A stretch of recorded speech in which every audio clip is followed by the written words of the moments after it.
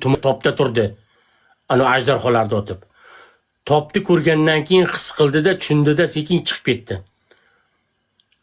Mana tegi chiqib keldi o'sha o'yinda. O'sha kuni Azizga qarshi Oqilibni tayyorlagan ekan Sardor. Ko'ryapsizmi o'zini og'aynisiga? Zo'r ekansizlar, butun atrofidagi do'stlarni itarib bo'ldi.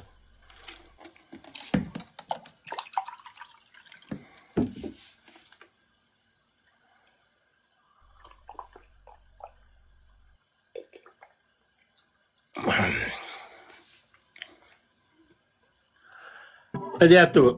Aylanib kelaman. Ha, bo'pti, aylanib kel. Bo'pti. Qil dedi. Yaqalayanayin siz kelmasangiz takazat qilaman. Sen kimsanman, senga takazat qilaman. Sassiq bilan.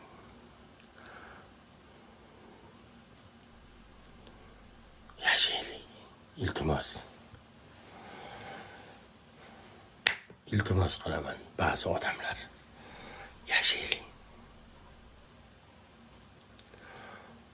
Hozir kibrni yo'q olib, birovni bir tinga ilmaydigan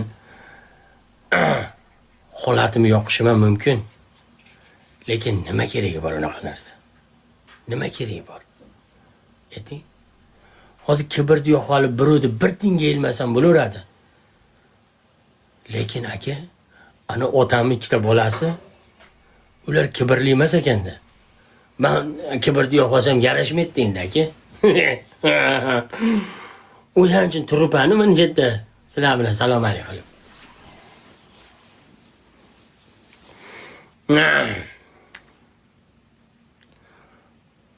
Musor qishlog'i.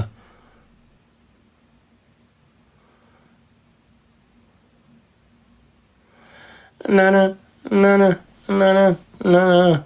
Sani qo'lingdan kelmaydi. Men qo'limdan kelmaydi aka, kibr menga emas. Aka, kibrlanishga hech qanaqa hojatim yo'q. Seryozni aytyapman. Men oddiy bir oilani, oddiy bir farzandiman aka. Mani bir uy-joyim yo'q sizga kibrlangani. Ota-onam uyda turaman, ukam uyda turaman. Men sizga seryozni aytyapman. Oilada bitta ukam necha yillardan beri deport bo'lib qaytib kelgan. Ukalarim uncha omadi yurmaydi. Men ukalarimni ham bola chaqasi hammasiga qarayman. Onam mazasi yo'q. O'zim sahardaman mana, oshqozon bilan sahardaman. Eng kichkinamiz oilada bitta eng kichkinami institut o'qizaman kontraktga. Aka. Bitta o'g'lim mana Rossiya fuqarosi, O'zbekistondan uylanmaganman. Kibrlanishga hech qanaqa narsam yo'qman. Oddiy bir oilani, oddiy bir farzand